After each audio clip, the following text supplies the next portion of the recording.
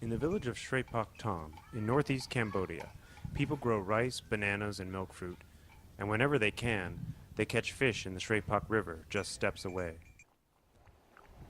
Along its steep banks, they plant riverside gardens of sugarcane, vegetables, lemongrass, and garlic.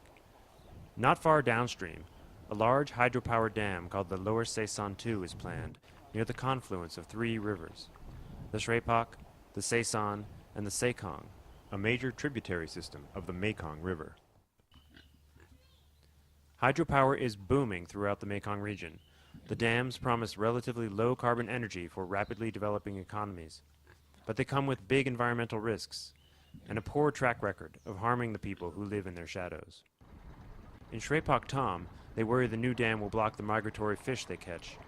Unpredictable water release or retention by the dam could also wipe out riverfront gardens.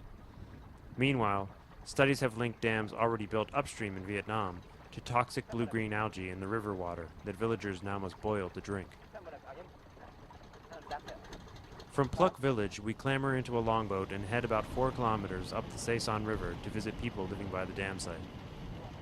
There are ongoing high-level negotiations to possibly move the dam farther down the Sason, but details are scarce. And when our boat speeds past the site, we spy an active worker camp and crews busily clearing trees. A fisherman who lives within earshot of the excavators and chainsaws says workers came through here a couple weeks before we arrived. They plowed over a big chunk of his land and demanded that he thumbprint an agreement to take down his house and move it.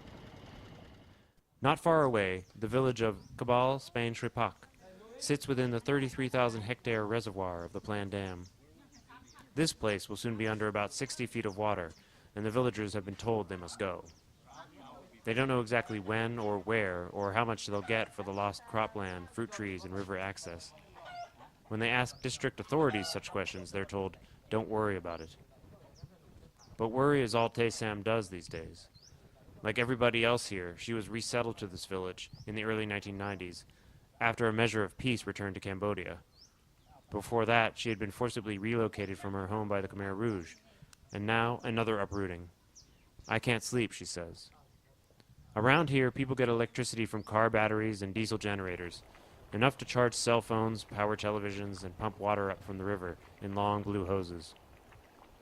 More reliable electricity would be nice, the villagers say, and they know Cambodia needs power and money for development, but they know it won't be free.